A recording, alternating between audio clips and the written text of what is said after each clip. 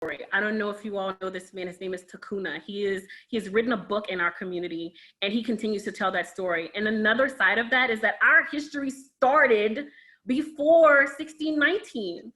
We had a history from the lands in which we were stolen from. Where is that story? Where is that narrative? That is what I mean by us decolonizing even the stories that we tell. Because my history is not just my ancestors' enslavement. There's ancestors before those ancestors who weren't enslaved. Where are their stories? Where's their history? It's been a complete erasure of our existence here in this community, and it's manifested in so many different ways. And I know we're probably going to talk later about the closing of the 4 rec centers, but that's just one example of what that looks like. The cultural appropriation is another example of what that looks like. The continued intentional disinvestment in Black communities is another example of what that looks like.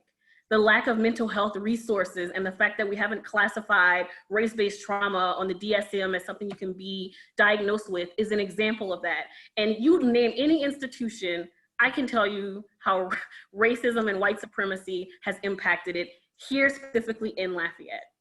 So to think that all of those things are not related, and to think that we have not had a hand in perpetuating these systems, regardless of what our racial or ethnic background is here in this community, is false, because we've all played a hand in it. What we need to do is start to recognize the role we have played in it. How do we unlearn the toxic things that white supremacy has taught us? And how do we start to relearn things that are true and authentic and right, so that we can begin to fix the evils of the past and get to that expansive future that we want to get to. My experience, and I talk about it on a continuum, there's been a continual increase as I continue to learn and educate myself of rage. It just continues to elevate as I learn more and more and more, and I move through the world more and more and more. And it's not a rage where I'm like, let's go burn everything to the ground. It's a rage because I encounter it so much because I know what I'm looking for now, that it's exhausting, and it's frustrating, and it's angering. And my 12-year-old son is growing up in this, and my 7-year-old sister is growing up in this, and there's really nothing I can do on my own to protect them from the experiences that they will have as Black people in this community. That's the rage. And so that's my experience, at least very recently, over the past 7 years.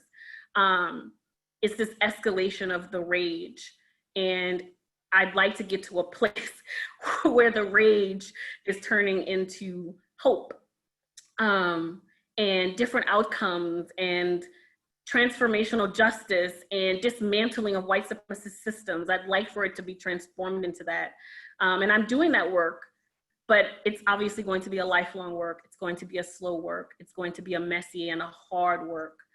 But that is my experience, and I hope that in my lifetime I can say that it looks different.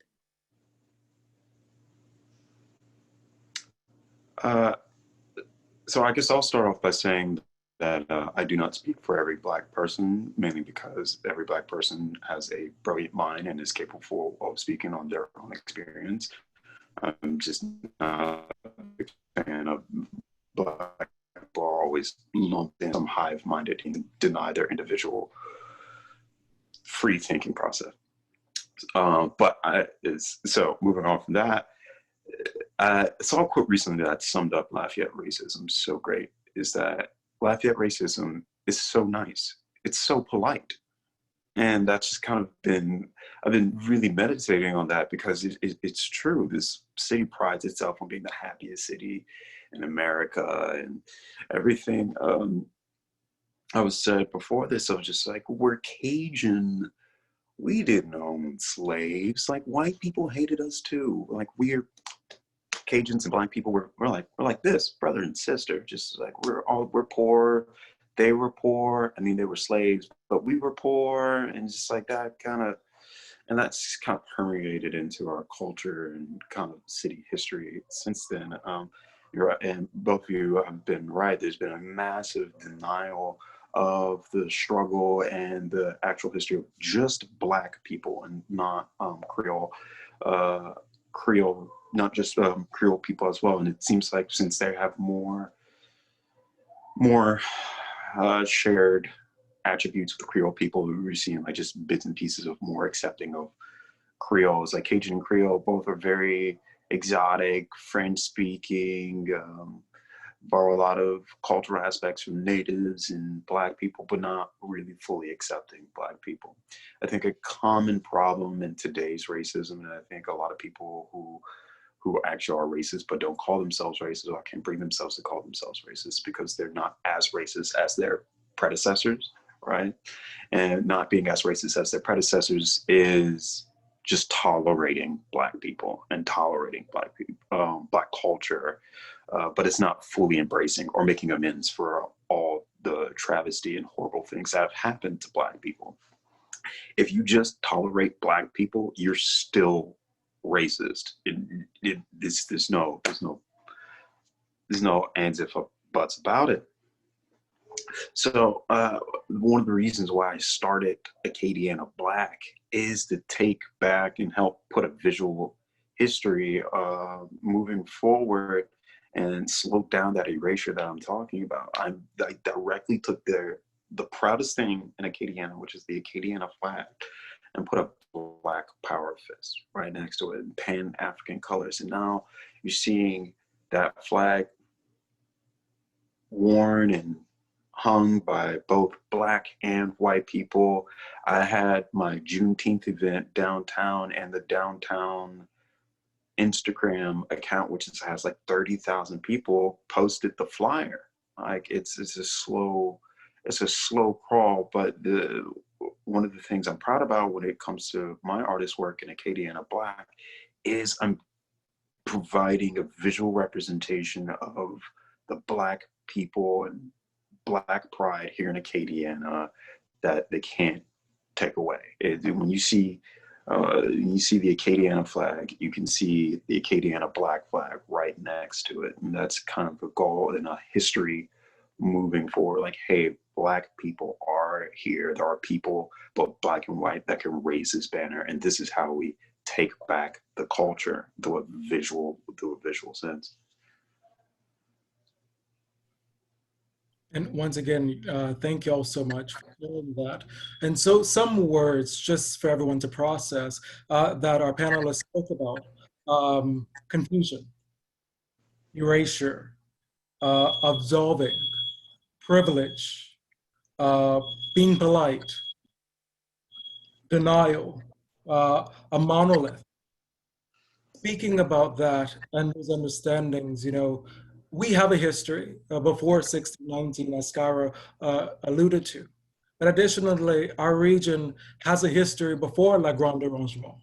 There was a history before that. And understanding that and speaking about those experiences. I'm from a community in St. Martin Parish. And so I understand what it's like to live in a segregated community, what it's like to be that other person, what it's like to live in that experience, to have to endure that erasure, those sayings of Cajuns not owning slaves, while I know that my ancestors, like Dr. Hayes said, I have the records to prove that they were owned by some of those notable Cajuns, and that, we descend from people with a history, but that history has either been marketed as being Cajun, or being referred to as Creole, which we all know has a heavy, heavy, heavy, heavy word to use to generalize people of African descent who live in this region. I descend from Creoles, from people who would consider themselves or call themselves Creole. They were free people, they were enslaved people, but before they were free, they were enslaved. Knowing those histories, you take that history on your account, on those realities, researching and sharing and teaching that, especially as we deal with the situations within this region today. And so, as we all know, in July of this year, we learned of those attempts to close, to privatize those 4 recreational centers in the north side of Lafayette. And then on August 21st, we learned of the killing, or we watched the killing of Trayford Pellerin by Lafayette police. Collectively, Acadiana is a region composed of several rural communities, including Lafayette, but we know those bayou roads. We know of those sugarcane fields and those soybean fields, know of the rice and the crawfish ponds and all the rest of that make up our region. How do we ensure or account for racial equity, progress, and inclusion in those communities, and making sure that this conversation and all of the conversations that we've been having, the work that's been done, is not just simply with the preaching to the choir per se, but out in the open? I'll go first, Trey. So there's a quote that I really love by Lila Watson, and it goes, if you have come here to help me, you are wasting your time. But if you had come here because your liberation is bound up with mine, then let us work together. Until we as a community recognize that all of our freedoms are bound up with the freedoms of others, as long as we have a section of our society who are in chains, then we are all in chains. And those chains can look like different things, okay? They can look like education, they can look like criminal justice system, they can look socioeconomic, they can look government, it can look like anything. And so until we recognize that everyone's freedom is bound up with the freedom of others, we won't see any type of transformation happening. Another part of that, when we're talking about a liberation of a people, of a community, a lot of times it looks like saviorism. Like, how can we go in and save those people? And that sentence is so problematic in so many different ways. Save those people? When you're thinking about a community and their own contribution to their agency and have an agency over how do they redefine what they want their community to look like, that is transformation. It is not going in to say, how do we save them, or how do we go and tell them to be better or do better or dress better or speak better. It is saying that we recognize that you are contributing humans to this community. And we want to make sure that every single person within Lafayette Parish is able to live a life of health, of wellness, of education, of participation in their government. And so how do we collectively work to ensure that that freedom is available to all? And so there's no savior complex that's involved in that. It is simply reimagining how we think of things. These communities don't need to be saved. They need to be heard and valued, right? And it's not saying how do we get them to come to meetings and council meetings and participate in government. It's what is happening, and how do we bring their resources that they have contributed for so long to this community back into their community? Because there's been an intentional disinvestment in those areas. And I'm not just talking about from government. I am talking about white flight. I am talking about a disinvestment by our private community, our development community, and our government. Our mental health institutions, we have disinvested from that as a state. That is important when you're talking about criminal justice or mental illness. You need to have that in communities. Crime prevention through environmental design is another concept. There are so many different studies and research that says that how a community is designed mitigates the occurrence of certain types of crimes. So when you have trees, when you have manicured sidewalks, when you have lighting, all of those things contribute to a healthy community, not just in mitigating crime, but from health and wellness. It makes your community cooler, which means it's not as hot, right? It provides green space when you need a mental break and you need to see something beautiful. There are studies that prove that it helps mental health in people. And when those things are absent, then there are other things that occur. And I want us to stop talking about communities who are disinvested as if it's some sort of moral failing on the people who live there. That's not what it is. It is a direct result of redlining, which was directly perpetuated on communities by our federal government. These were racist policies that were intentionally created to prevent Black people from participating in wealth. The middle class in America was built from home ownership. Black people were intentionally denied the right to own a home, to get a loan for a home, and to build any kind of wealth in this community, not even considering the fact that they built this country for free. Let's not even talk about that. We're just talking about redlining right now. There was no wealth that was allowed to be built because they weren't allowed to own homes. That is how the middle class exists today. That wealth has been passed down from generation to generation to generation. And there are still manifestations of that today. When you're talking about health, do y'all know about the Tuskegee Institute and what happened with that? That was also perpetuated by the federal government. African-American men were told they were going to be able to receive free health care, and they were experimented on for syphilis treatment. That was our federal government that perpetuated that. That is why there is a mistrust in the healthcare system. Black people aren't more susceptible to COVID because they are Black. They are more susceptible to comorbidities because of the racist policies that this country intentionally enacted. This is a result of those things. And so we need to understand that when we're talking about these things, when we're telling these stories, it's important on how you frame that narrative. That's all I keep hearing is, well, you know, comorbidities in Black communities are this, so they're more susceptible to COVID. No, we have intentionally as a country created racist policies that led to food deserts, that led to the mistrust in government for healthcare resources. We have created all of our hospitals to exist on the south side of Lafayette, so there are no hospitals in North Lafayette. There are no healthcare clinics and facilities in the north side of Lafayette. There is a lack of transportation infrastructure.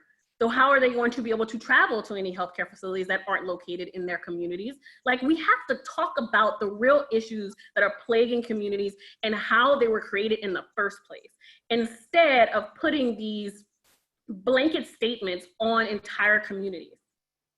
And the real problem with that is not just that these policies were intentionally created and these are the results of it. It's that it's a part of the culture in this country. And so even people who live in those communities believe the lies and the toxicity that they have been told about themselves. That is insidious. That seeps into your mind. It becomes a part of your mental process.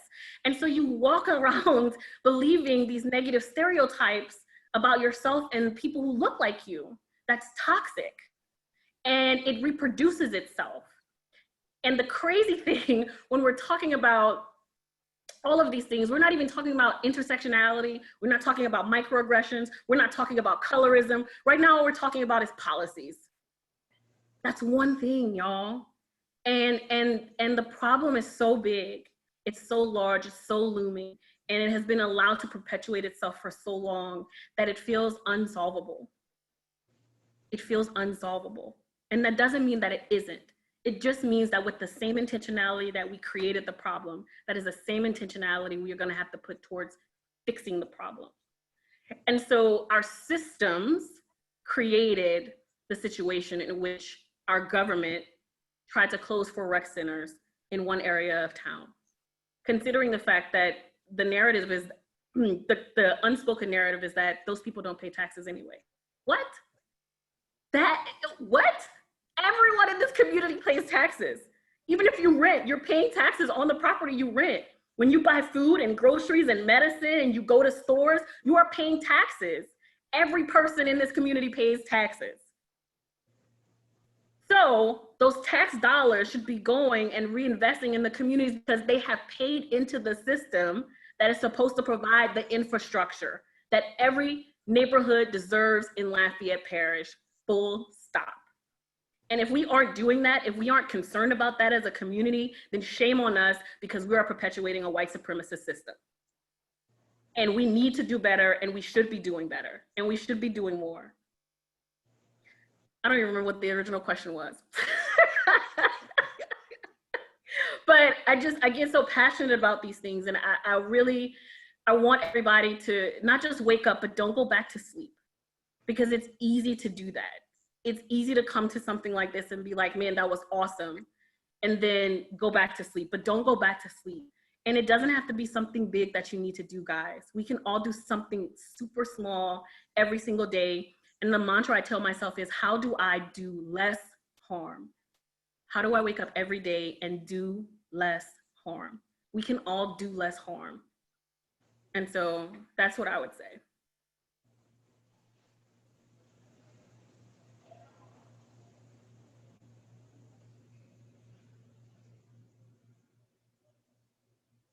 I don't remember the original question either. I got lost in your passion, so. Me too. Definitely, Skyra. Thank you, thank you, thank you. Look, having these conversations definitely mean that these conversations, this is a long history, correct? Everyone knows that. This is a long history. This is a centuries-old meat, correct? And so, of course, there's going to be that passion. And so definitely we understand that, we get it, because sometimes, you know, we're tired of being tired, you know? We're tired of feeling that we're not enough. We're tired of being relegated. We're tired. We're just tired. We're just tired. And so the question was essentially, as we all know, in July, there was attempts to privatize and close 4 recreational centers in Northside Lafayette. And in August 21st of 2020, we learned, and some of us watched, the killing of Trayford Pellerin by the Lafayette Police Department. So the question essentially is, how do we make sure that we as a community move forward? Now that's a loaded conversation, that's a loaded question, and I'm not looking, and I think we all aren't looking for full-on action item and plans, but speaking about how we can account for diversity, for equity, for being at the table, for inclusion, and for speaking about what has been happening in these communities of color.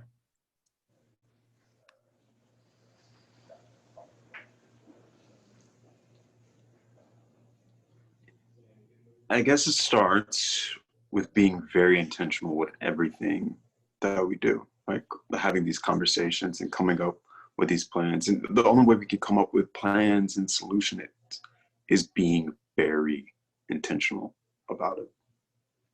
We, as a community, need to recognize Black people are part of the community and are valued part of the community, not just they're there. Going back to the tolerate thing, it's a valued, north side of Lafayette is a valued part of Lafayette. Where they see nothing, we see opportunity, massive amounts of opportunity. What if we gave everyone the same opportunity? What if we cared for the people that might be poor and gave them even more opportunity, not leave them behind? What if, how great the city could be? What great minds, educators, teachers, workers, artists could come out of North Lafayette and the people that use these centers. But in order for that to happen, everyone in this community, everyone in this panel, on this Zoom call, we have to be very intentional about that. Change doesn't just happen. Power isn't just given away. It comes from wanting it and being very intentional about it and believing our own intentions as well too. I believe Lafayette can be so much better. I believe Lafayette can be so diverse and have all these different, I mean, we talk, the city is filled with culture. Everyone can talk about the culture that is prevalent in the city. It's on every door. And that culture is so rich. It's even more rich than we give it credit for, than what we talk about. So when we're intentional, it's like the diversity, the rich culture that is here in Lafayette and Acadiana can be so much better. We provide opportunity to North Lafayette, to Iberia Parish, to Vermilion, to the people that need it the most.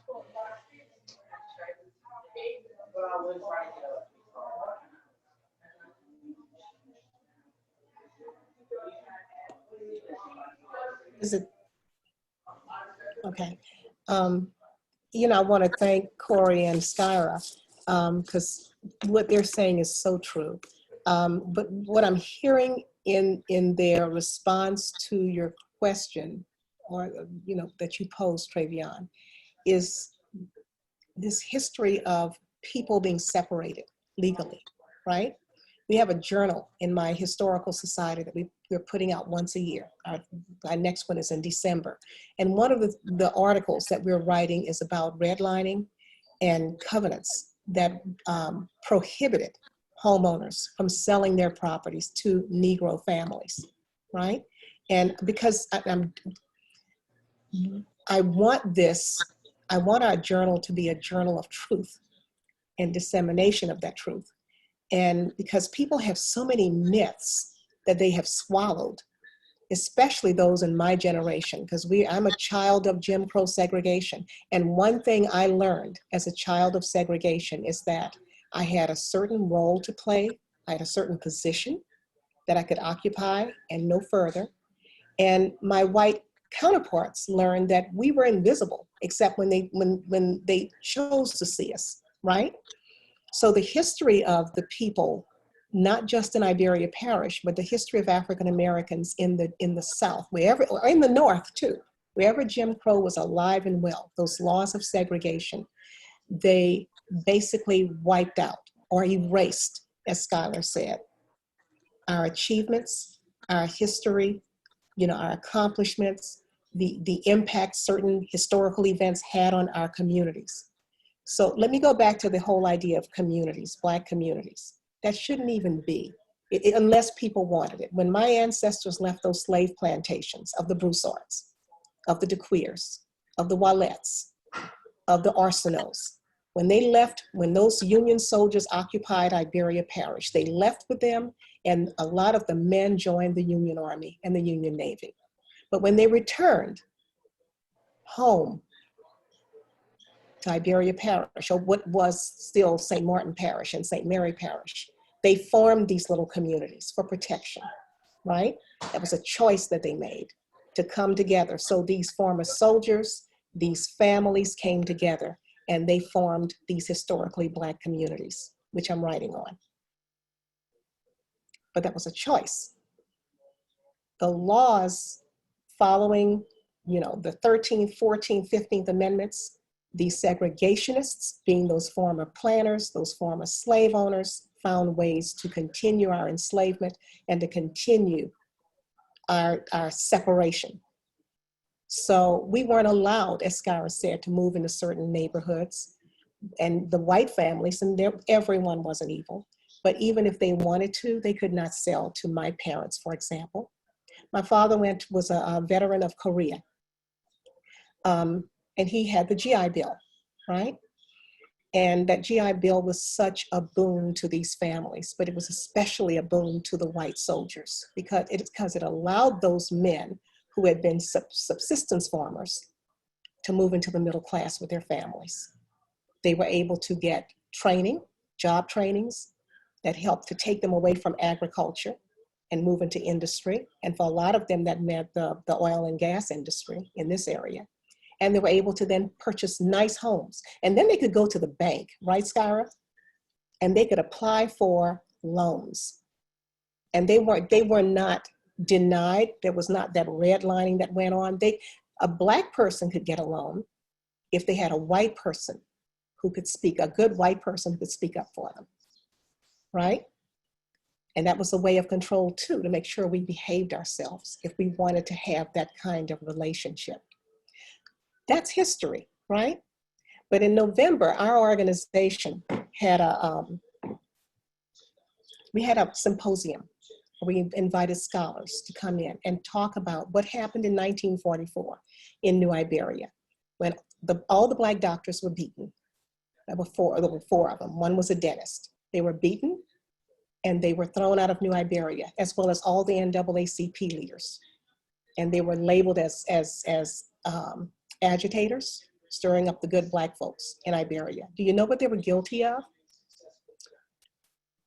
There were Black men who wanted to be able to become welders. They wanted a school.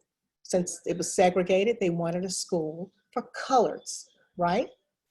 And there was so much of an uproar, they were denied it. So these doctors, being some of the most educated people in the community and having assets, they advocated for their patients. And they brought in the NAACP. And then hell broke loose. These men were beaten, they were thrown out, they were intimidated with the superintendent, the sheriff, all these people who are supposed to be there for the citizens of a community were involved in terrorizing and controlling these men, pulling them in line. And the ones that they felt that they were the instigators, they just got rid of them. And I bring that story up because to me, that's not the worst part of all of this. The worst part is, what were these Black families trying to do? They were trying to get training so that they could move, they could get better jobs, right? Well, prior to that, most of the jobs they had were field hands. They were working as laborers in the agricultural industry. Not this group, but I get so passionate about this. How can a man support his family as a field hand, cutting cane, picking cane? How can he move his family up to the middle class, right? A few months later, Black soldiers were given the GI Bill. So along come people like my father when he was in Korea, but along, because he was eventually able to get the GI from his service, but along come these veterans, Black and white, and they all have the GI Bill. But the white soldiers were able to take their bills and go and build homes in these very nice new developments, because you know these developers knew that was coming down the pipe, and they began to acquire lots of land and build very nice houses. But the Blacks were not allowed to buy houses in those developments, which would have created so much wealth, so much wealth. And I'm talking Iberia Parish at this point, but it went all over. It was just occurring all over. In one part of Iberia, on the West End, that everyone talks about and talks about all the crime and the poverty. And again, as Skyra said, that was engineered. Someone built these teeny tiny little houses, these little, I think my dad used to call them shotgun houses, but I think they were smaller than that. Very small houses. And that was the development that these soldiers, these men who had risked their lives, that was what they were, unless they were lucky enough to have family who had old land that they could then return to, because they weren't going to buy land in a lot of places. So now here's the problem that I have. What would it have meant to my community today if those men had been able to, those Black men had been able to lift their families up to that middle class in the 1920s, the 1930s, the 1940s, even in 44, when this event occurred. When I was in high school, 1972, where's Bobby? Where's Dean? Oh. When we were in high school in the class of 72, our school was desegregated, and from Jonas Henderson High School, and we were forced to go to New Iberia Senior High, right? Well, by meeting friends who were now white, having a diversity now of classmates, you're hearing of their stories about what was going on in their families. And I'm hearing these classmates talk about their daddies working 28 on and 7 on, 7 off. I didn't know what that meant. My father, until I think maybe the maybe mid 60s, worked first as a yard man, a janitor for a doctor in town, but he had a bunch of jobs. He worked for two gasoline stations, and he had jobs, little jobs on the weekend. And my mother was a home ec teacher, but she couldn't get a job until there was an opening in the Black high school, even if there was an opening in the white high school. But in 1970, I think it was, or 69, that's when I began to learn about the experiences of my white classmates, how their fathers would leave and they wouldn't see them. But their father, then they talked about going to their camp at Sycamore Point or Grand Isle, or taking these wonderful vacations, right? And when I'd go to their homes, they lived in these beautiful homes. Now, we weren't too shabby either, but we didn't have two houses. And my parents never drove a new car.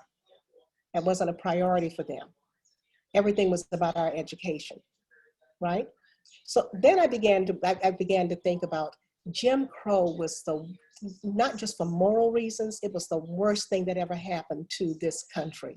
Because what would it have meant to our economy, if Blacks and other people of color had the same opportunities? If my father could have taken his GI Bill and become a welder, because he eventually just about got up there anyway. It wasn't until I got ready to go to college that I knew of any Black man who was working in the oil and gas industry in my parish. When I came back home from college, from Xavier, then I saw Black men driving these big trucks with these huge, whatever they call them, on the back. And they would get out of the trucks with these welders' caps on. I had never seen that before. And I keep thinking, what would it have meant to our community today if that middle class of almost 50% of the population had been built up, even way back when, decades before I was born? That was stupid. It was horrible, and it was immoral. Even today, I have wonderful friends here in town. And my husband and I and we're not living too shabbily, I have to tell you. But there are communities here where Blacks are just moving into them, and you can't tell if it's a Black family or a white family that lives there, because those homes are so well cared for, because they're home owners. But once upon a time, we weren't even allowed to walk on the streets in these particular neighborhoods. As my husband said, unless you had a lawnmower or you had a maid's uniform on, right? So when people look at folks today and they said, oh, the North Side, or oh, the West End of New Iberia, right? Oh, those people, they don't know, they don't care, they don't take care of their properties, you know? Or they aren't interested in working as hard as my parents worked. Otherwise they would have what we have. That's just ignorance. And that's not wanting to see and not wanting to understand. I wonder what happened. Okay, I lost the picture for a while. But anyway, hearing Skyra and Corey talk about these different communities, it really just, again, brought me back. If there's anything I'm angry about, and people have often said, well, Phebe, you don't seem to be, I'm angry, but I can't be angry at a bunch of dead people. You know, I'm angry because there are people who still won't see and don't want to understand. They want to believe that they earned everything. That's where my anger comes in, because we don't have to be ignorant. You know, one young man, anyway, he and I were talking. I said, after we left, I said, you know, I should have asked him where he went to school. And thank goodness my kids are all grown, because I'd never send my kids to the school he went to, because evidently they never taught him how to think and how to critically examine and evaluate. People can't possibly believe that they earned everything if they have the privilege of white skin. And Black people, you know, they're where they deserve to be. I'm working with my nonprofit, we're working with a group in New Iberia that's about rejuvenating a community. And you know what we found out? A lot of the houses in that community are rented, they're renters, they're landlords, and they don't take care of the properties. Have your water, okay? They don't reinvest in the properties. But when people pass up and down the street, they point and say, look at how those Black people don't take care of their property. Well, they don't own the property. There are landlords who are just taking money out, but they're not investing money into the property. So I don't know if I answered the question, Travian. but I kind of go where, I know. Thank you. I'm with you. Definitely. You know, there's a reason. I want to say, Travion, before you talk, when you say, I wonder what would have happened if those Black people were allowed to own homes and build wealth in the middle class, you know what would have happened? We would have had paved streets. We would have had funded education systems. We wouldn't have had money. We would have had World money class. to build the 4 rec centers in north side of Lafayette, okay? We would be able to support our oil and gas industry right now that's struggling, right? Our economy would look much, much different if we had allowed those people to build up wealth to support the community that we all live in. We wouldn't even be talking about this right now. Take part in the American dream. I have been trying to find a model of a community where that did not happen. You know, people can say, oh, in the North, there was no Jim Crow segregation. Yes, there was. Maybe it wasn't as comprehensive as some of the segregation that went on here, because I had little cousins who were in school in California, and they were in integrated schools, but there was segregation in their communities, you know. And what people don't get, going back to the whole idea of the DSM and mental health issues, when you encounter barriers to your humanness on a daily basis, it can impact you, right?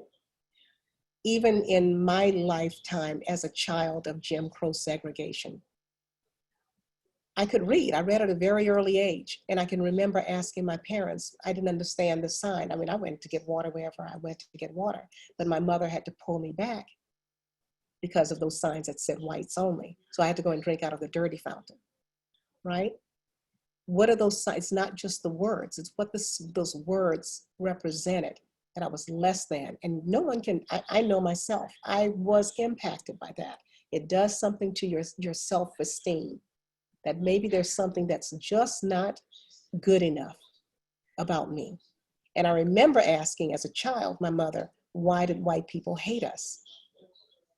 And I don't even remember what she said, because she and my father were very careful to try to protect us from all this ugliness.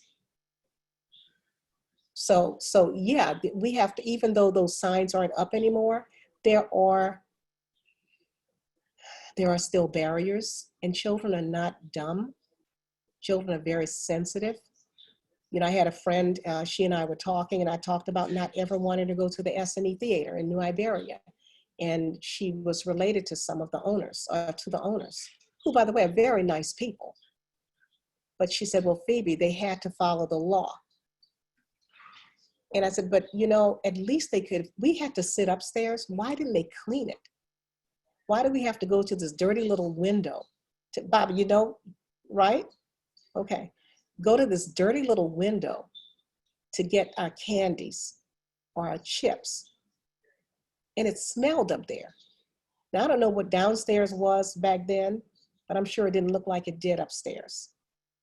And then my friends, I had one friend who countered, and she said, well, Phoebe, I never saw that. And another friend who's white, you know, she was furious. She said, do you think she's lying?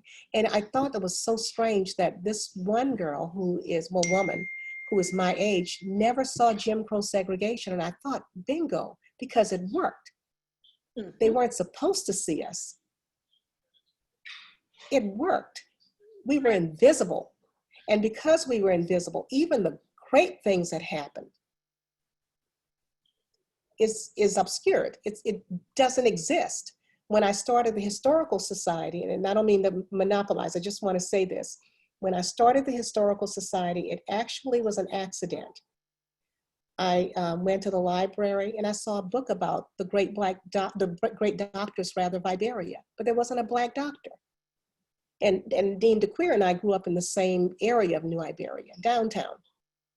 Dr. George Diggs had a practice. To get to Pendleton, we had to walk past his office every day during the week. And he practiced over 50 years in Iberia. But yet this book that was written like around 1963, it was a little self-published book by the Iberia Medical Society, never identified him. So then I started doing research because I knew about the 4 Black doctors my grandmothers told me about who had been beaten. One severely, he died a year later. And so far, I found 21 Black doctors affiliated, including 4 women that I never knew anything about. Then there's a book about the veterans of Iberia, all white, some women, but all white. I brought in the veterans, a couple of historically Black, historically white veterans groups, because they're still kind of divided. And those men and women helped me. We went to the largest African-American graveyard within the city limits, over 300 flags, because I wanted a visual representation of those men's and women's service and sacrifice. Over 300 flags were placed, that had military markers, were placed on those graves. So people driving through Fulton, down Fulton rather, up Fulton, would see all, and then we put a huge flagpole with an American flag and an MIA POW flag below it, because I didn't want people to forget. Then later on, I find out we had 4 Black women who were WACs in World War II, which I knew nothing about. So I'm writing about their story too for our next journal. So all I'm saying is that Jim Crow worked. It caused us to be invisible to each other. And our accomplishments, as I told one group of women at a Methodist church, what do you know about people who look like me, historically, like the 19th century? If you guess that I come from people who were enslaved, West Africans, you'd be right. But what else do you know about people who look like me from Iberia Parish? And they knew, oh, Felicite.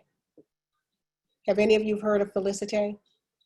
Supposedly the Black woman from supposedly Haiti, who supposedly in 1839, I think it was, in the yellow fever epidemic, nursed so many members of the community, Black and white, back to health, and those who she didn't, she closed their eyes.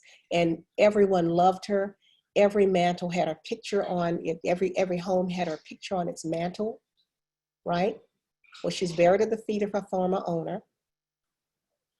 But I don't know if any of that's true. And people are always asking me, you know, when are you going to write about her? I can't, because I can't find any documentation other than some newspaper articles. But I can't find anything that's true primary documentation. People aren't even agreeing as to whether or not she really was a slave, or was she like one of the children of the Iberia family. As far as I'm concerned, the newspaper of the day was just using her story to keep Black people in line and telling them this is what you have to do to get our respect and admiration. So anyway, that's my long answer, Travion, to your question. Thank you so much, all of our panelists, for speaking about this. You know, of course, there's a reason. There's always a reason why North Sides exist, why back of towns exist, why Westons exist, why La Paz, why Freetown, why Puerto Rico exists, why those communities exist. And so thank y'all for shedding light on not just simply the past, but the present, and speaking about how those issues, how those decisions in that time, post-war America with Korea, with the GI Bill, and how that could have been the America of promise, what that could have been for our community. And so definitely thank you for speaking on that. And thank you, Dr. Hayes, for speaking about Felicity and kind of about tokenism, or a fictional tokenism, essentially creating that character of that person, or having that one figure of Black history in a particular community. You know, for my community, I can't really say, if I would ask a white person, what's a famous Black person from St. Martinville? Maybe they would say Willie Francis. Maybe they would say Louis Michel. Maybe they would say just the endless possibilities of those individuals who I know of. But who can we and how can we continue these conversations? And so that directly leads us into our next conversation, actually. So across our nation and even around the world, conversations about removal of Confederate statues, statues of controversial figures, and renaming university buildings have been centered in the discussion for social justice, about decolonizing history, about taking those steps to move forward by moving away from having public spaces dedicated to white supremacy.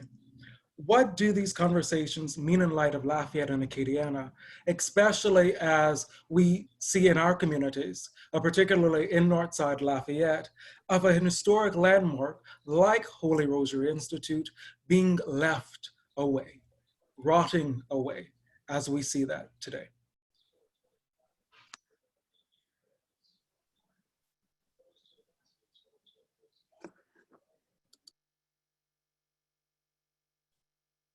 Nobody wants to start?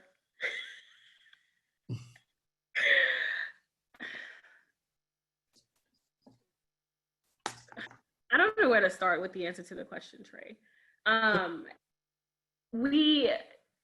can't even say that we all know. The Confederate monuments were built as symbols of terrorism for Black people. Like that's why they were erected. They were erected to terrorize Black people. And for some reason, we have this insidious, emotional, false historical narrative that their history and we need to keep them where they are. But I don't know, I can't agree, but I'm just saying, like, how mad can you get when you recognize that that is literally the education of the white supremacist system in which we all have been brought up in? And so, like, when we're talking about dismantling white supremacy and decolonizing and decentralizing power, that's the conversation we need to be having, right? This is a symbol of terrorism.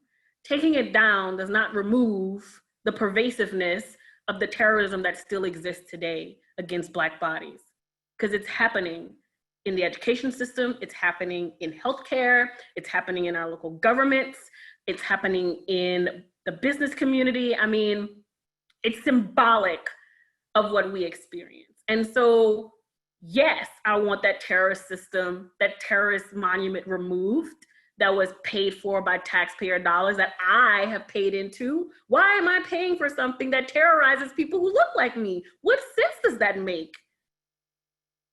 However, I also want the larger conversation to happen around the system of supremacy and dismantling it. And that starts with the mindset of the people who think that it should be there. And I don't even know in my lifetime if we'll ever get to a place where we can get a majority of people to understand the history, because we have taught a false history for so long that it has become the real history. It is believed as if it is the real history. And so I don't know. I don't know where we start. It's like a wheel with a bunch of different spokes.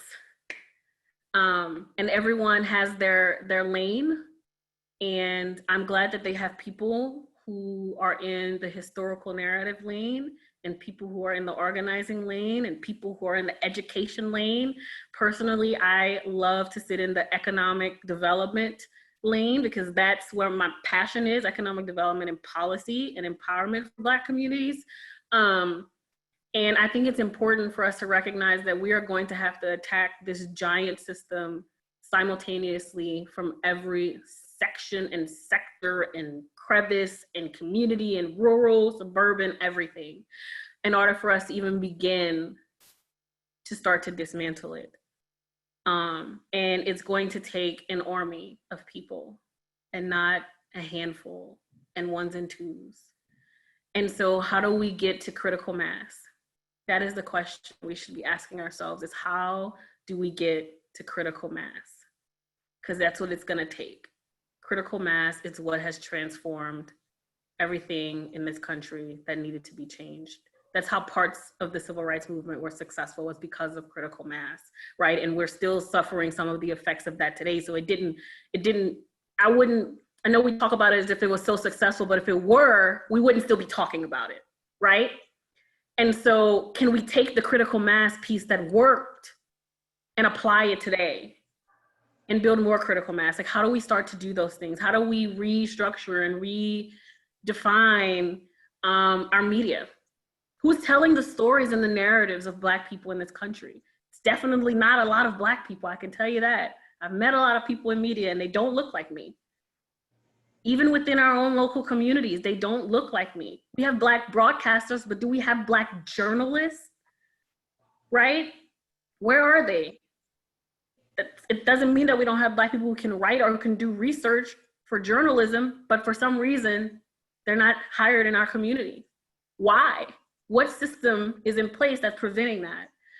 And so, yes, I want that insidious, terrorizing statue removed, but for me, it's a symbol of a larger issue in our community. And I'd like to have that larger conversation around the dismantling of the mindset of white supremacy within Lafayette, because I think that's really when we're gonna see some transformational change take place. Obviously, I completely agree with Skyra, completely. And when we're talking about these terrorist acts, it's the worst kind of terrorism because it's smart terrorism and it's meant to alienate. Most Americans, most people idea of what a terrorist act can be is like a mass shooting or a bombing. The thing is that you can't pay homage to that. That shooting and bombings doesn't change or hypnotize people into altering or changing their perspective on history. We have these names and these statues. It's not just, hey, Black people, this is white man's land. It's not just meant to terrorize Black people. It's to keep white people hypnotized that their cause was just as well too. The smart terrorist knows that we are a community, that Black people are part of the community, and real change happens when Black and white, they're come together, their biggest fear come together to make a better future. And that better future is condemning what they did and recognizing the evilness that they did, that the Confederates did, and what the racist past of this country is. They don't want that. This is smart terrorism, right? So keep Black people oppressed, keep them afraid, keep them alienated, and keep these whites in line into what our cause was. The war we might have been defeated in the war, but the war can just be a battle. And the war is the culture, the heritage, the history. That's one that, you know, the saying, we may have lost the battle today, but the war isn't over. We thought, or most people thought, that the war was over when the war was over, right? But they played the long game. And that's what these statues and these symbols and leftover names of the Confederacy is. It's the long game. And we've been fighting the long game for a long time. When we recognize that the war is officially over, we've overcome the Civil War when these Confederates are gone, when we stop paying homage, when we can look our history and what the atrocities this country has done to Black people dead in the face and say, this is wrong. What we've been doing is wrong. What the way we've been handling this is wrong, and we need to move forward. Because when we move forward, we will become so much better. Talking about the opportunity of what if Black people were allowed these chances, how big our economy has come. Everything that Black people have invented and brought back to this country, and they've done a lot. I mean, all Black History Month, we have the chance to really highlight all these great contributions Black people have made to the country. It's because they were given opportunity, or at least they seeked it out and they found opportunity. They're able to contribute back to everyone. Refrigerator trucks, that's invented by a Black man, and that changed our economy, food, population forever.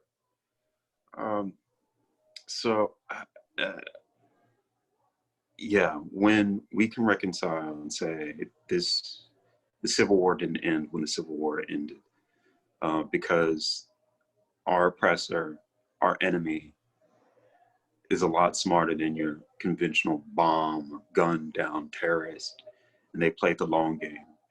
Not only do they try to keep Black people separated from a community that they're also part of, they keep the people that would be able to help them as well, hypnotized, delusional, and misinformed. And they say that they can't handle the evil that their ancestors did, but they can. I've seen it before, and we've all seen it. When communities come together, so many things change. So many possibilities happen, and yeah, the sooner we can tackle these Confederates, the sooner we can tackle our history, I think that's the sooner we can achieve the future that we're looking for.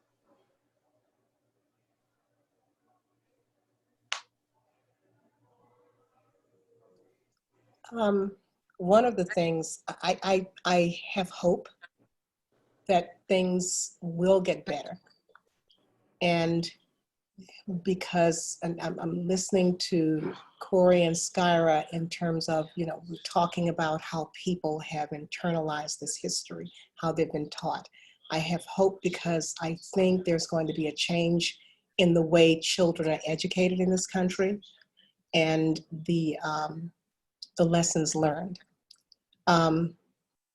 That's one of the reasons I founded the Historical Society, because I found so much information, primary documents, that I just thought, I just can't keep this to myself.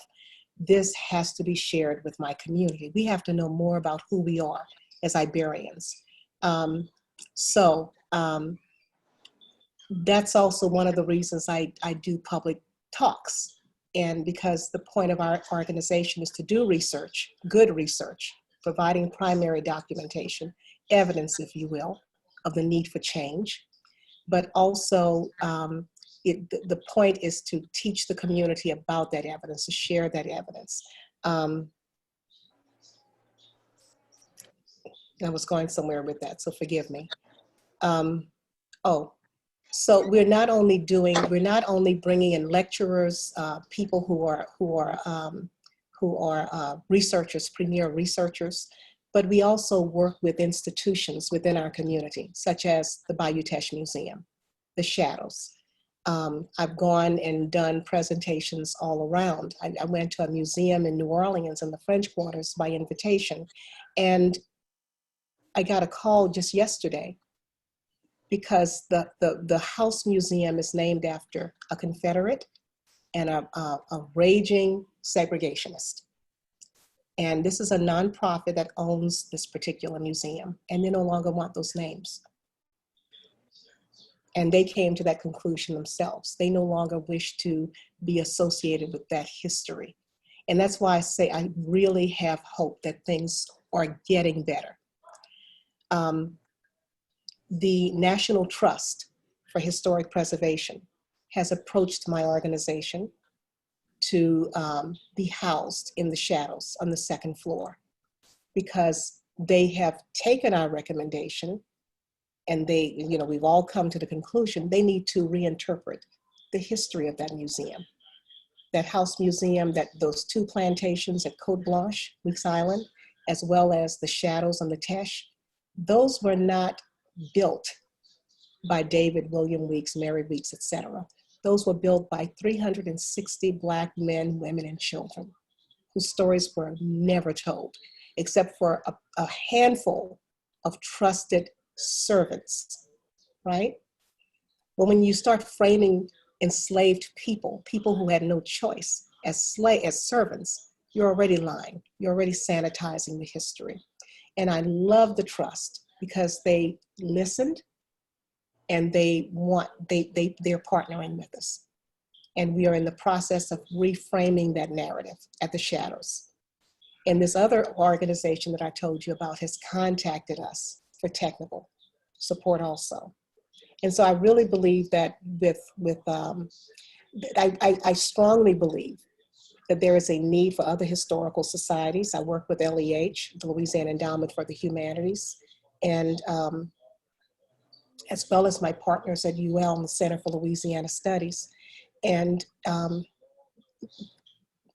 they help us, we help them in terms of accomplishing certain goals in truth telling.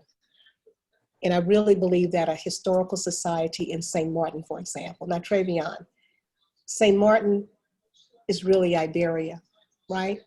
Or Iberia is really St. Martin, and also Iberia is really St. Mary Parish. Those were the two big parishes that we were carved out of, and a little bit, like I said, of Lafayette and Vermilion.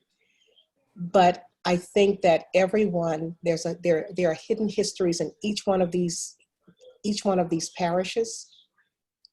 And the only way those histories can be uncovered is if people who are community minded will do the work to uncover them. And you know what's funny? They're not hidden that deep. You just start looking and you can't stop. There are books waiting to be written.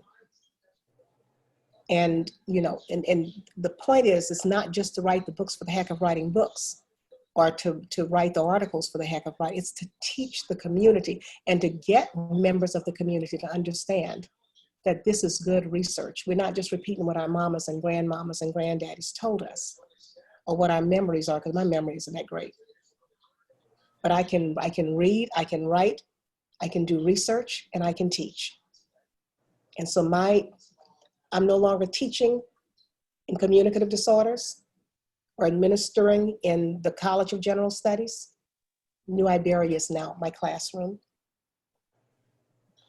And we all work together to uncover the history that had been hidden from us for so long.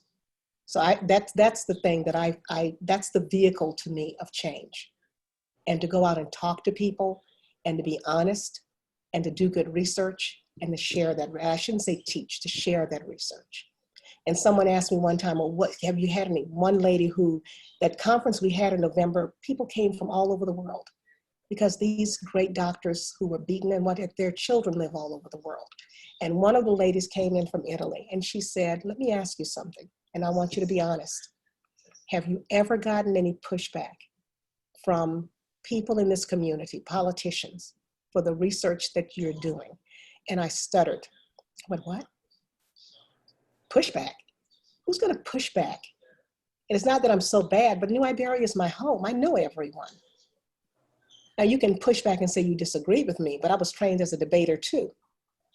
So you come with your evidence and we'll talk about it. And if you have, your evidence is strong enough, well, Dr. DeQueer, you understand, because you were on the team too. If your evidence is stronger than my evidence, and I'm not stupid, I know how to admit I was wrong, but I'm not wrong. I am not wrong. My people's history and contributions, not even that, even the horrible things that happened. Like one lady told me, I'm so glad lynchings never happened in New Iberia. And I'm going, what? Well, let me tell you about the lynchings that happened in New Iberia. And she's just as nice and sweet as she can be. But you know, sometimes people want to be blind because they think they're being loyal. But you can't be loyal by lying, because then we don't have anything to fix. Our community, my community, we wouldn't have had a Victor White case in New Iberia if the underlying racism didn't still exist here and people feeling uncomfortable speaking up, right? But when people are educated about the history and are given the words to use to convey their understanding of that history, how can you deny them their truth, which is really our shared truth, our shared history is what I tell them. So, thank you. And thank you once again to all our panelists, and especially, you know, big takeaway, narratives, those single stories, the damage that has done to our region, those narratives, those hidden truths, those shared histories, as Dr. Hayes said, that exist within all communities, especially those communities of color that have been relegated, whitewashed, neglected, and purposely erased. But like Dr. Hayes said, they're usually not that hard to find. And it's about finding them, speaking about them, and sharing them. And so now we would like to open up the forum and this conversation to a Q&A. So if you have any questions or comments that you'd like to ask our panelists as a whole, please do.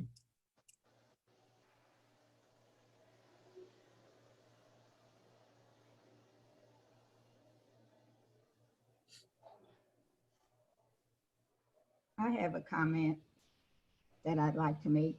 First of all, I'd like to commend the panelists tonight on those outstanding presentations and stories.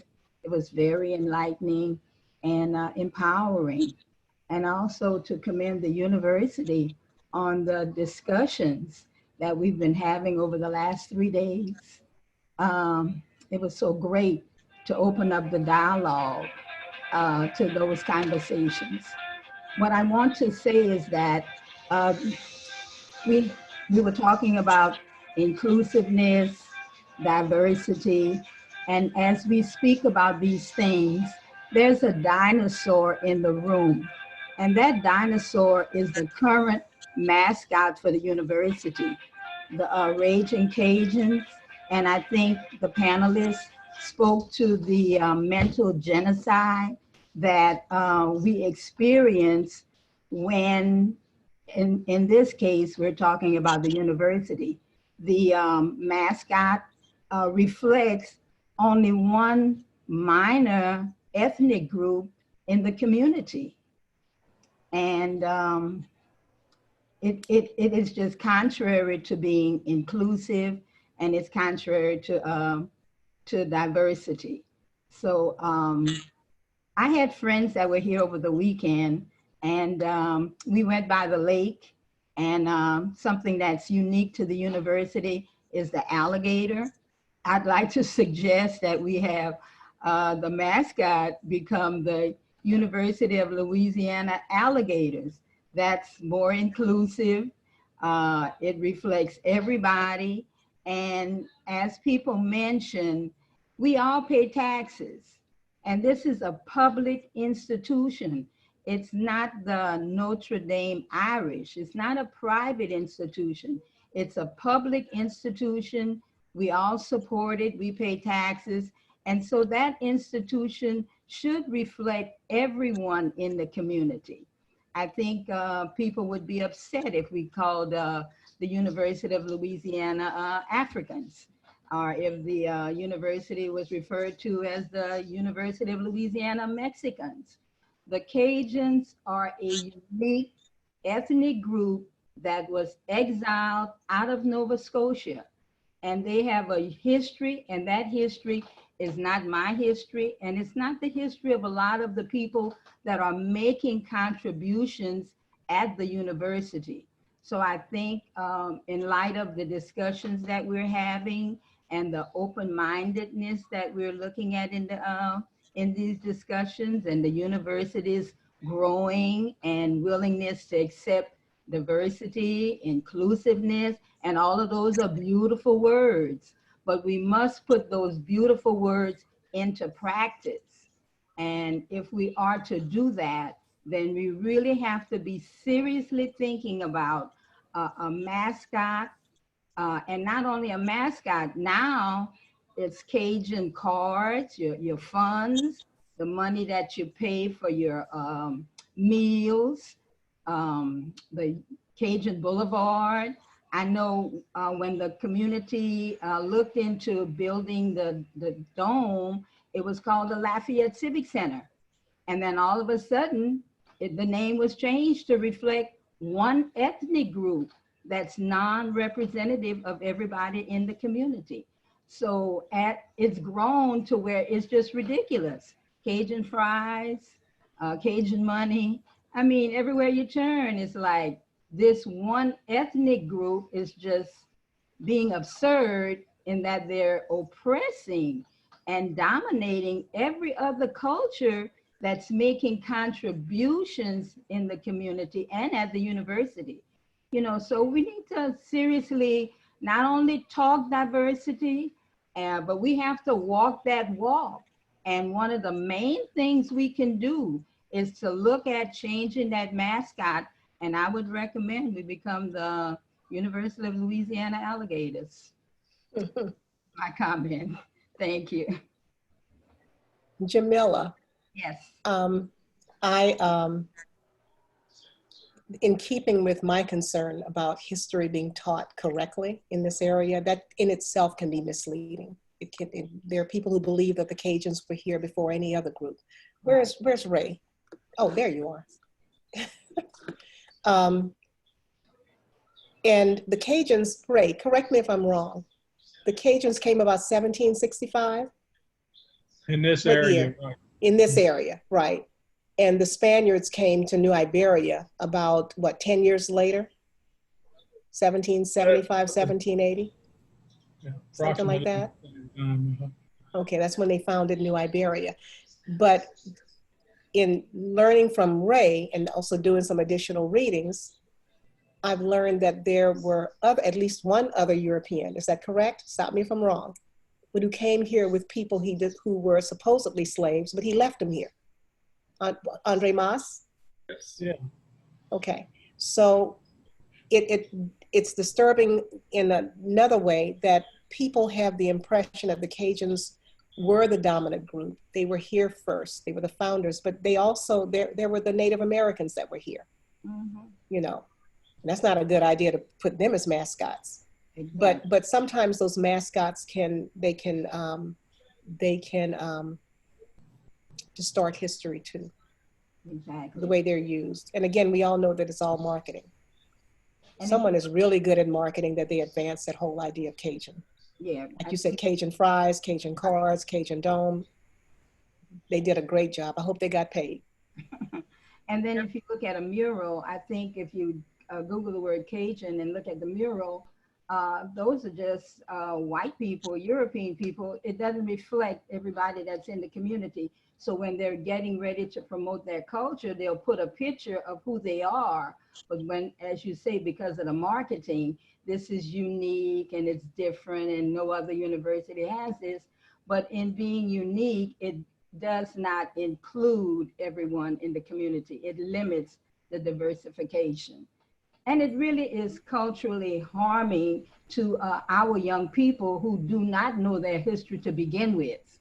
And then to be taught that, you know, you're this one minority ethnic group and you're not to the extent of your community, it's very culturally genocidal.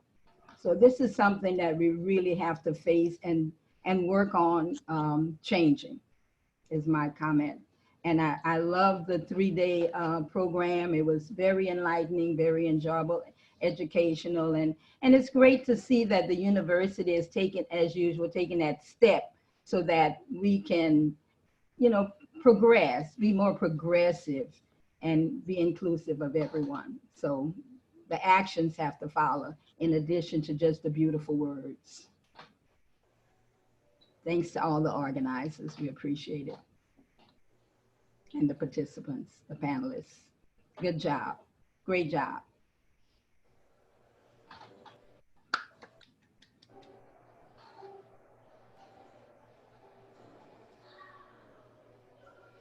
I'd like to say something because I wanted to give everybody a chance to speak, but I'd like to thank the organizers and of course the panelists for tonight. This has just been great for me. I didn't realize how much I needed this, guys. It's been cathartic. I mean, I feel affirmed because I can tell you that I've been feeling a lot of things, you know, rage, anger, frustration, stress, I don't know, you name it, I've been feeling it. And unfortunately, a lot of it, you know, a lot of the feelings that I've had feelings of hopelessness.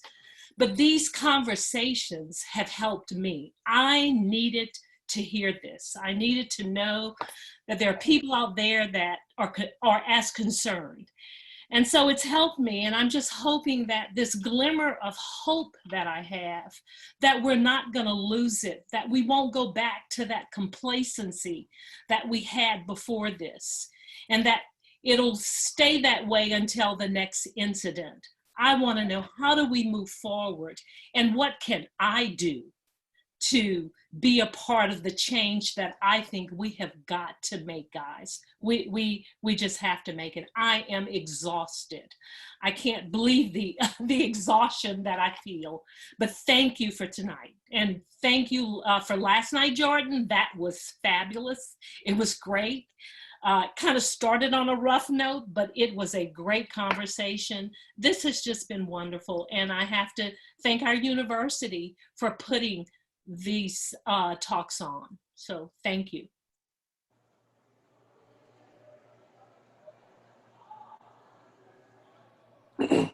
had a quick question, but first I want to thank all the panelists, Marissa, Trey, for organizing the event, and especially Trey for being an excellent moderator throughout the 2 hours. I often like Q&A to come a little earlier, but I was happy to sit back and listen because I think that it was very balanced, not only in terms of gender, but also in terms of intergenerationality. So I have a question toward that end. I think that there is a kind of stereotypical presumption that generations of past are antiquated, don't know what they're doing with the current moment, and therefore need to listen to young people. I remember being at an event in which Angela Davis made the point that we need young people not to tell us that we're wrong, but that if they're standing on our shoulders, they can see a bit farther. So tell us what you see. But I was curious, in terms of questions around sexuality, haven't really been central to this discussion, but are definitely central to Black life, the criminalization of Black life, as well as the kind of centering of LGBTQIA folks and Black communities, Black trans folk in particular, right? So I was curious what you all thought about intergenerational exchange. I think there are a lot of political differences with old folk and young folk that exist today within the Black community or within Black communities that I think is an important rich diversity. And we need more critical conversation among those who claim to be progressive, not less, to step in line, right? Which we're getting a lot of in this current political cycle. So I'm curious how you all differently think about intergenerational exchange, politics, dialogue, both in terms of gender and intergenerationality. We see a lot of that here right now. So beautiful, great. What do you all think about that, especially in terms of questions around difference in sexuality? I know for my part, all that you said is important because as a historical society, our organization, we have to get the stories of all parts of our community. And I don't care if the people are, young, elderly, middle-aged, if they're gay, straight, it doesn't matter. Everyone has stories and have experiences to share about the community that we live in. And we listen to those stories, and then we go out and we look for the evidence to support the contentions, the claims that are made. And it's interesting because I never really thought that might be a very difficult thing to do. I never really thought about how this history in Iberia impacted gay and lesbian, groups, etc. But that would be very difficult for me to do historically because people were not out then the way they are now. But I think that's a legitimate seed that you're planting, at least for me. But in terms of the generations, I have to talk to the elders in our community to find it, because those memories are leaving us with every funeral. And like I said, I'm a child of Jim Crow. I was born in 1954, and in 1969, I think it is, right, Bobby? That's when our schools were forced to desegregate. So segregation ended officially for us in 1969. But look how long ago it started, about 1860, Reconstruction, then segregation, about 1869, 60, 70, whatever. The historians can correct me, but 100 years. So a lot of those people, they're gone. They can't testify, to what happened back then.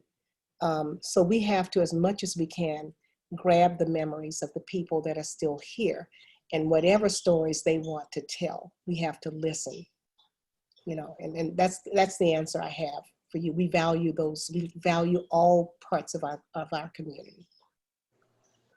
I think also, Theodore, to your point, we don't talk enough about visible and invisible identities. And a lot of the identities, some of the identities you're talking about are invisible identities. And we don't create safer spaces for those invisible identities to exist within our spaces. And so in order for those intergenerational and those intersectional conversations to happen, we have to create the spaces where it's safe for them to be, not just to be, but to exert their voice and their power within the space as well. And I think that that has to be intentional on us to ensure that we're creating those spaces. And I don't know that I have a direct answer for how we intentionally create those spaces. I just know that part of our work through Conversation Starters is helping to facilitate the conversations within those spaces. So intersectionality, when I was talking about earlier, is that we can't all be, no one is free until we're all free, right? I'm not free if my LGBTQ brother or sister is not free. If there are still barriers, if there is still oppression that is happening within those communities, then I am not free. And so we have to understand that our freedoms are bound together, like our liberation is tied one to the other. And how do we collectively come together to recognize all the voices in the room? One of the things we usually do when we are in a space like this is we acknowledge the voices that are not there. And I did not do that, so I apologize. I usually do that when I start speaking, but we didn't get the opportunity to acknowledge all the voices that are not in the room today and right now with us. And so whether that's visible or invisible, whether that's First Nation, whether that's LGBTQIA, whether that's trans people, whether that's Black, whether that's Hispanic, like there are voices that are not present that cannot have this conversation right now because of how we structured the space or how it was marketed. It doesn't matter, it's not intentional, but I mean, if we aren't proactive and intentional about being inclusive, then we will continue to have spaces in which voices are missing.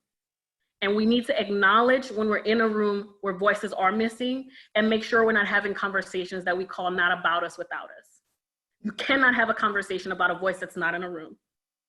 And so if we're gonna talk about intergenerational conversations, we're gonna talk about intergenerational movement work, then you have to have intergenerational people at the table in order for that to take place. And I don't think it's a giving up of anything.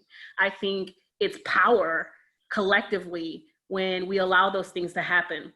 Because we are custodians of the stories that exist as people pass on, as Phoebe was saying. So as those people die, our job is to be custodians of those stories. Our job is to be witness bearers to the stories that are happening in the present so that our children and their children can then be custodians of those stories. And we can't do that if there are voices that are missing in the room. And so we need to constantly start to develop the muscle of acknowledging when there are voices that are missing, and then starting to critically analyze how we're creating and designing spaces to where those voices either don't want to be there or aren't present. Because it's incumbent upon us as organizers to ensure that we're creating spaces where those voices are there. And if they're not there, that's because we have done something to ensure that they aren't there, whether it's intentional, conscious, or not.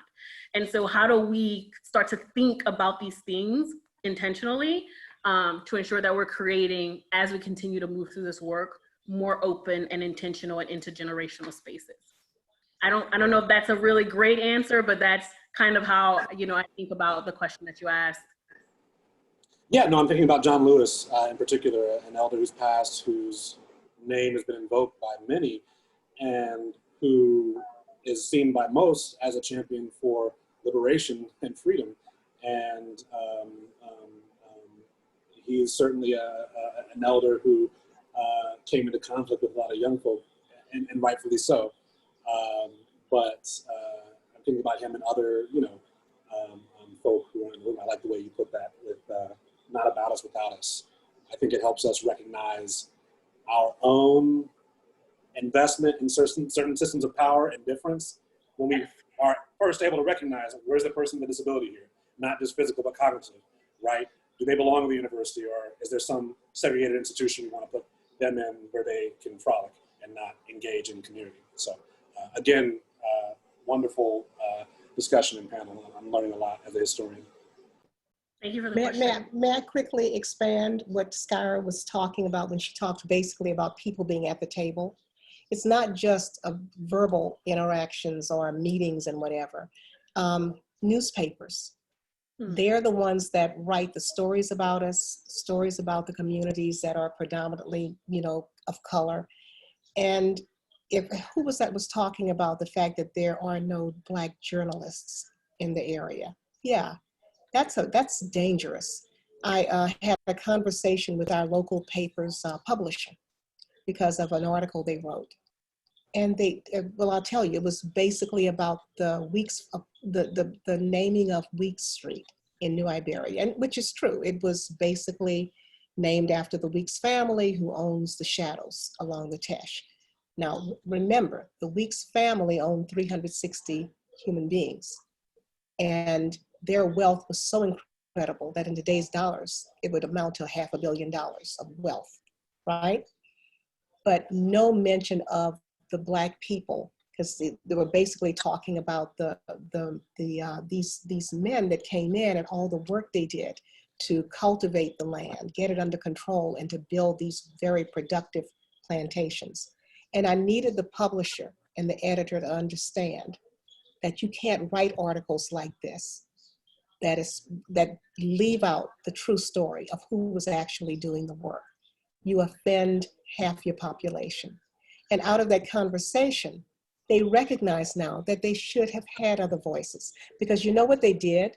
This is why it's so important to me to have historical societies and people doing good research. They found a book in the library, and I'm not going to name the book or name the author, but written during the Jim Crow era. And I want to tell you, a lot of those books are still in libraries on those shelves, okay?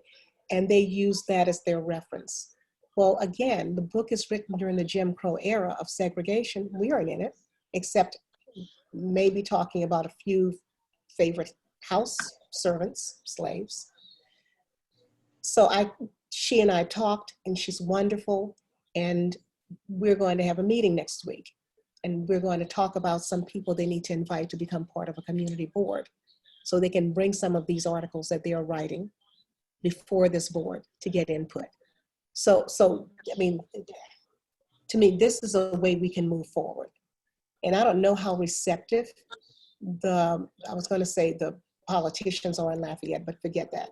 I don't know how receptive the newspapers are, or newspaper, in terms of change. Does Lafayette's Advocate have a community board?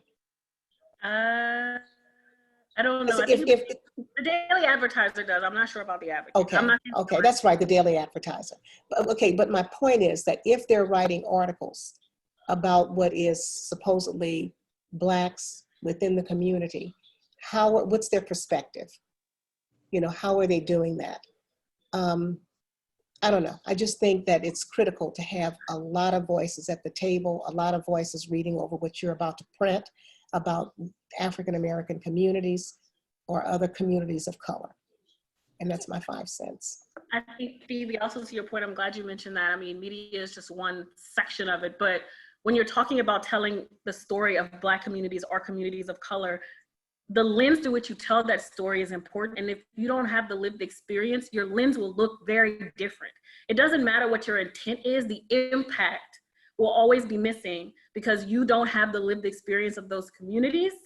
So you won't understand the nuance of the reporting that is taking place. And so it's not just about putting Black people and people of color on community boards. It's about people of color having ownership of their own media. And how do we perpetuate that? That is the transforming the system. It's creating our own systems where we are the power source of our own community stories. And so I don't want Black people sitting on a board. I'm not saying like I'm being dramatic. I don't want just Black people sitting on a board of a white organization. I want a Black-owned media company telling Black stories. How do we make that happen? Those are the types of questions we need to be asking. Like, who's telling our stories? Who's researching our stories? The data that when we're talking about COVID and all the data that they're putting out from the healthcare industry, who is analyzing that data and telling that story? Because that in and of itself creates a racist framework, right? We have to understand where these messages are coming from and what we are putting into our minds and feeding ourselves mentally that either reinforce what we already believe or challenge what we believe. And more likely than not, it's confirmation bias, and we are reading things that are reinforcing what we believe when we really should be reading things that are challenging everything that we have been taught to believe. Because if you aren't doing that, then there's no transformation. This is just an intellectual thought exercise and nothing is going to change. I'm gonna shut up. If I could get a word in on the question, okay. Both of y'all had amazing answers. And the question itself is fantastic. Thank you so much for asking that. My big fear when we start talking about the inclusion thing is there will be some boards or some communities that will quickly go to tokenism, basically. Or they'll feel the fire. It's like, we need the voice of the Black community. So we will get one Black person to represent the whole Black community and their experience in this kind of thing. That's a fear. And as a young person, what modern Blackness isn't just one thing. That's why I made the point of my experience as a Black person does not dictate the experience of every Black person out there. Because if no one will ask the question of like, who's the voice of the white community?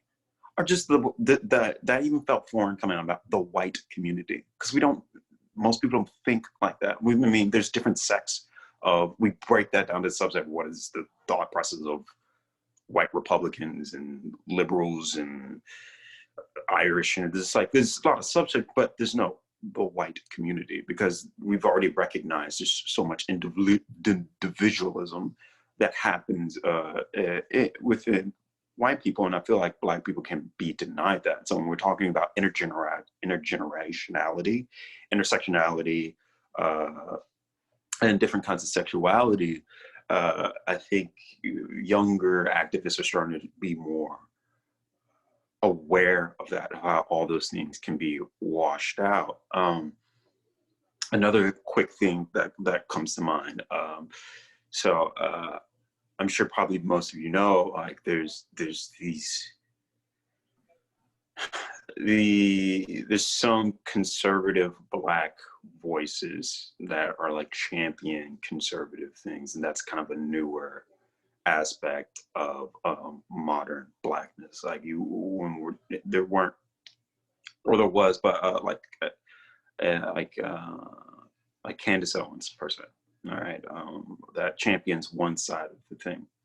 And though probably a lot of us disagree or may disagree with what she says, she's still a part of this more recognized, changing Black community. And I would like to see not more Candace Owens, but more gay Black activists, trans Black activists, because being Black in America should be, you can be whatever you want, just like everyone else in America, and still be Black,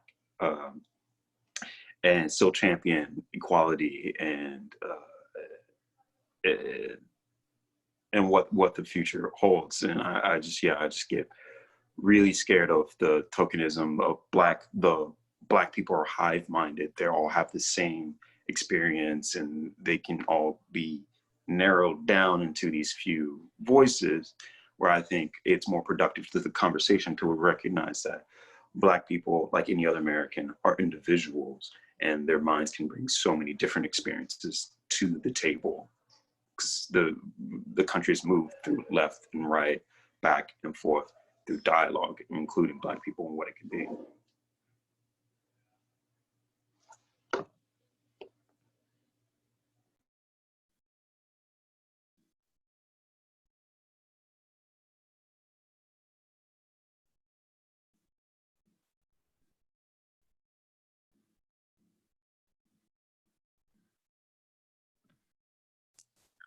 And definitely, are there any other questions for our panelists today?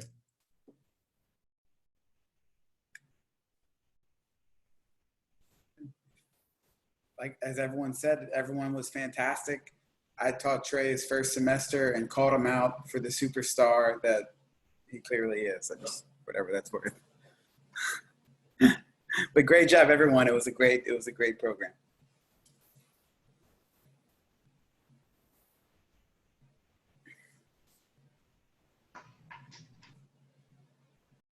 So I just want to say thank you. I am so honored to have been able to host this.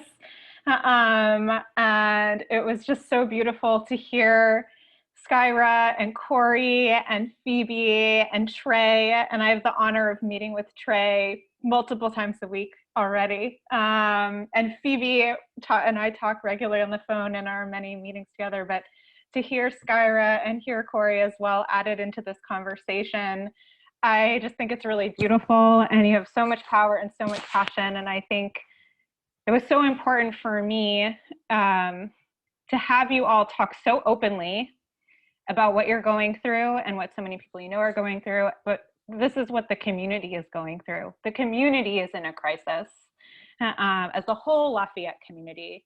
And I think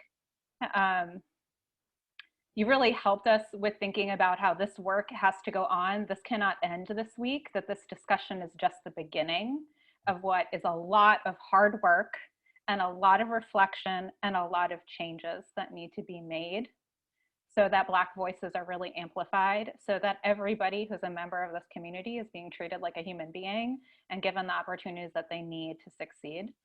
And I am so grateful that you all kicked off for what it was, for us, the beginning of our webinar series. So for us, this is already a long project at the Gilbo Center to examine the shared histories, to examine the impact of COVID-19 and the movement for Black lives in our community here. And we will be continuing this conversation. We will be hosting webinars, and Trey is going to be moderating. I know I got comments during the talk, Trey, you are a superstar. And so he will be moderating our future discussions. And I look forward to you all joining us to continue to help with moving our work forward. Thank you all for joining us tonight. Good night, stay safe. I hope you all enjoy a great dinner and your families. And I look forward to seeing you all again. Bye. Thank you. You're welcome. Great job, Marissa. Thank you so much. Bye, everyone. Bye.